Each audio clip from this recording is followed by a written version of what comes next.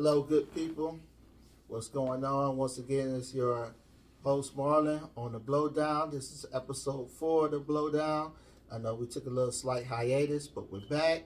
And we're back. We're going to bring on different guests, and they're going to share their different experiences. And we're going to start off today with a very profound writer, author, inspirational speaker, child care provider. I'm going to do this introduction and let you know some of her great things that she's been doing. She's a freelance writer, book author for 15 years with experience in writing children adventures, series, and inspirational stories starting year 2000 to current. Author of 4 self-published books. First book published, Adventures of Beddy Teddy Wonderland, 2005. Author of over 50 fictional stories. She's also developed a promotional video in 2010. It's on YouTube called Adventures of Beddy Teddy Wonderland, Introduction to the first book in the series. She's familiar with the electronic publishing, Kindle, ebooks, editing, print publishing, Facebook. We're going to get into all that. In 2012, she was invited to speak at Cleveland Heights Coventry Library and also at East Cleveland Library. She's a graduate of Glenville, for all you tar blooders out there, class of 1974. Once again, it's my pleasure to introduce Miss Lorraine Cochran. Thank you for coming. Appreciate you. Thank you for allowing me to share your platform. Oh, no problem, no problem. It's a pleasure. So, once again, we want to get into these books and all these beautiful, fabulous stories that you self-published over the years. When did you start getting into writing these beautiful stories? Well, actually, it started the summer that there was a cardinal that came to my window every day for 3 or 4 years. Every day, I'd hear this sound outside my window. I go to the window and it would be on a wire right outside my window. And from there, that was the beginning. And from there, I started, my imagination just took off. And every one of my books, every one of my stories, there's a cardinal present because it has a specific meaning to me. It means that God, it's God's way. Between me and him, it's his way of telling me to trust him. So every time I see one, I hear him, I know what he's saying. Wow. Okay, it's so inspirational. And we're going to get to a couple of these books here.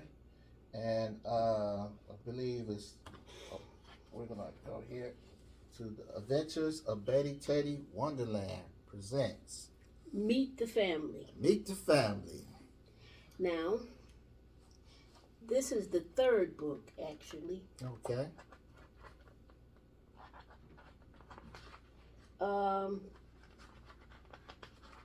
And this book is about Sweetie. Beddy Teddy is the main character in this place that I created for kids to go to use their imagination to have an adventure for a day. Wow. And he's the main character, but he has a wife, and her name is Sweetie. Sweetie. So one day, Sweetie goes outside to talk to their friends. Everybody in Wonderland loves Beddy Teddy and Sweetie. So she comes out to tell them that they have a secret. And she tells them what the secret is. They're going to have a cub. Oh, wow. And everybody is so excited. Everybody. The actual wind started playing, whistling through the trees a certain song. I wrote the song. Oh, okay. And as we go through the book here, I would like to showcase some of the beautiful illustration that you have here. Who's the illustrator that you had? Her name is Lorraine Cochran. Lorraine Cochran. She did an excellent job. Yes, she did. I just told her, I described to her, here, take the book. Okay. I described to her all of the pictures, the characters, and what I wanted it done, and she just drew it. Wow. I want to show the picture of her coming out talking to them. Okay. Yeah, beautiful illustration, great storyline. Here it is. Very educational, very diverse characters, diversity, very inclusive. Okay, and so we're gonna get into this next book. Another example that you have here. Which book is this? This is the last one in my series. This one is The Day That Love Came to Wonderland and Jemiah's Wish. So it's two stories in this book. Okay. Let's get into Beddy Teddy's Wonderland and Jemiah's Wish. So there is a dream machine, and Teddy goes to the dream machine, and it says something special was going to happen this particular day. So he looks outside, and it's much brighter than it normally is. So he looks down at his dream team, and they're gathered outside of his window, but they're not talking to him. They're looking up in the sky. So he lifts his head, and what does he see but a man standing on a heart-shaped cloud with his arms stretched out.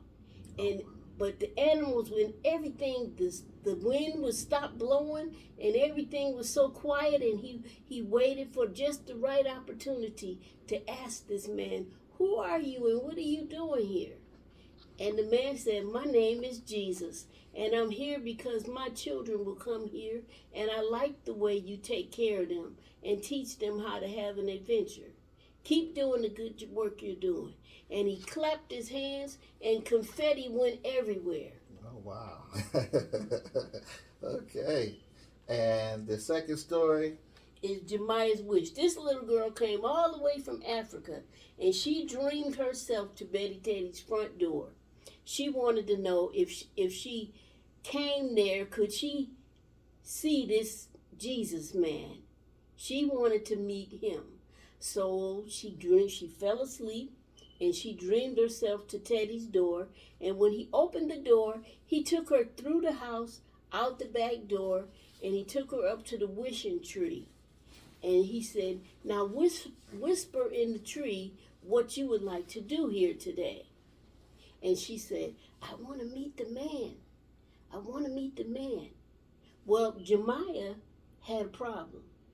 She had strokes. Oh, wow. So she couldn't run and play like the other kids.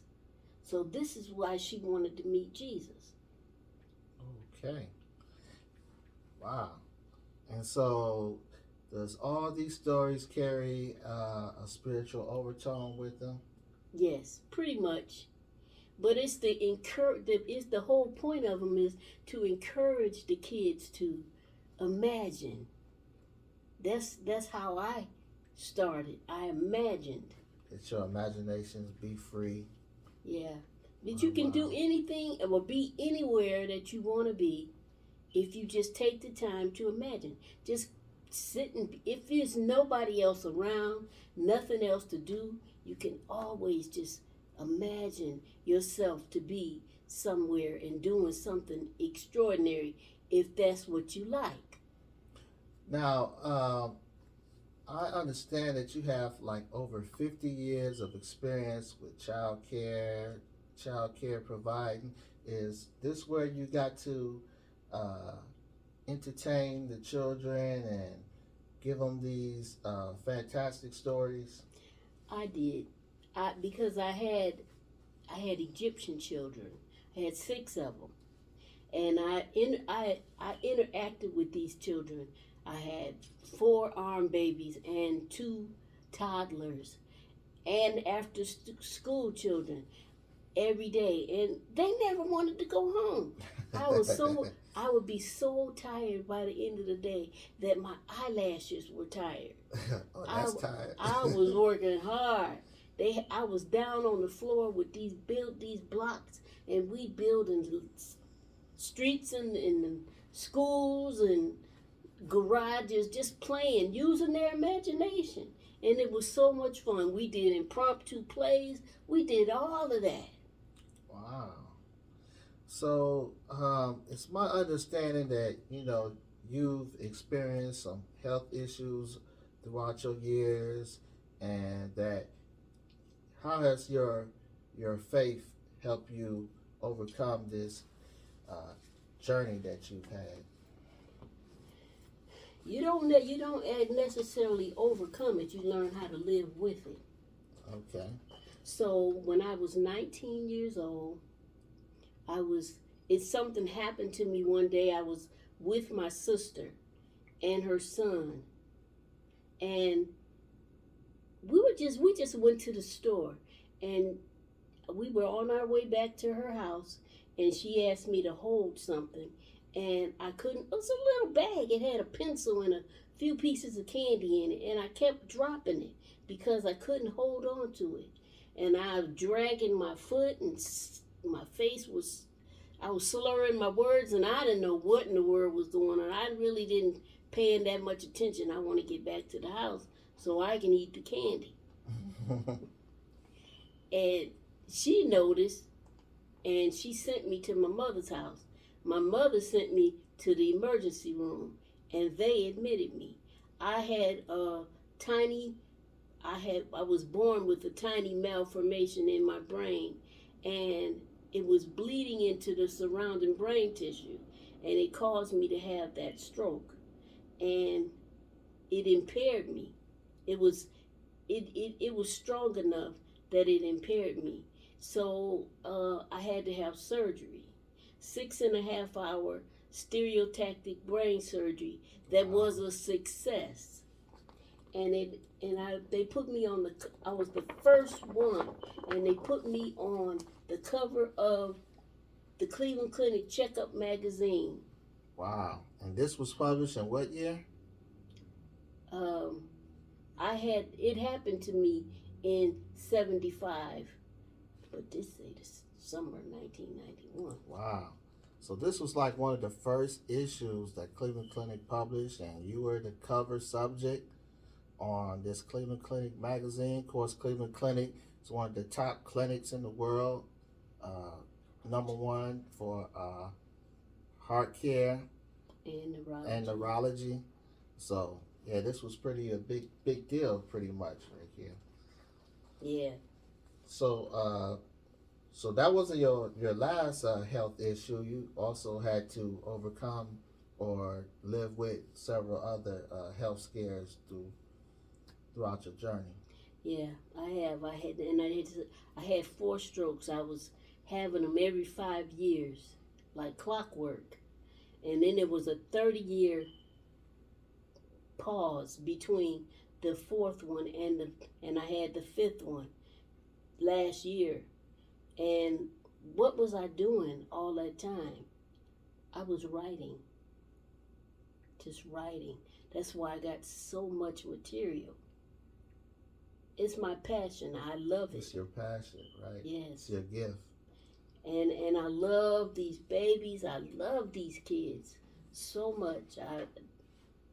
One ministry just is like changing a hat. I walked in from one room into another room, and I was changing. My gift kept changing. I was doing something different, and that's how I entertained the kids for so long. I have nieces that are grown now, and they still recall the things that we did in that time. Wow. Wow. So we're going to touch on, can you give us an example of how your faith has carried you throughout these turbulent times and how it inspired you to keep going? Well, when I started out, I didn't think I had a lot of faith, but I had to have some faith because I had to agree to have this brain surgery to correct this ongoing problem of my having these strokes. And I studied a lot. I was young, so I was going through my courses at the church, but I just had a strong belief and connection with God, and I held on to it with everything I had, and I felt that He was going to be with me, so I agreed to have it. even though my parents, my mom, she didn't want me to have it, or my sister didn't want me to have it. I did it anyway, and it's actually saved my life. Wow, and it's the reason why you was on the cover of this magazine, Cleveland Clinic. And wow, such an inspirational story. So, once again, I would like to thank you for coming. Thanks for sharing your story. It's very inspirational, awe-inspiring. And where can we get these wonderful books? You Beddy can Teddy. you can Google my name, and the books will be available in Barnes and Noble, Walmart, the library, Cleveland Heights High School, Cleveland Heights. and East Cleveland, East Cleveland, Cleveland Heights, Amazon. Barnes and Noble. And if somebody would like to get in contact with you and purchase one of these lovely books, do you have a way to they can contact you? Yes, Lorraine Cochran, 974 at gmail.com. Okay, say that again, just for one more time. Lorraine Cochran, 974 at gmail.com. Great. Well, once again, I'd like to thank you for coming, and you're very inspirational, and I would like to give you encouragement to keep doing what you're doing. You're doing an excellent job. You're affecting lives. You're helping children. And is there any words you'd like to leave us with before we go? I just wanna. It's so much. It's so much going on outside in the world today. I just wanna encourage kids to be kids and have the adventures and good times, innocent while they are innocent, before they're affected by what's going on outside. That's where it came from. So that's what it's all about. And thank you, Marlon, for having me. Oh, the pleasure's mine. Pleasure's mine. So once again, thank you to my guest, Lorraine Cochran, The Adventures of Beddy Teddy, Amazon, Cleveland Heights Library, East Cleveland Library, Barnes and Noble. Google her name, and you can get in touch with her and email and get in touch with her and get one of these wonderful books. Once again, thank you. This is Marlon on the Blowtown. Peace.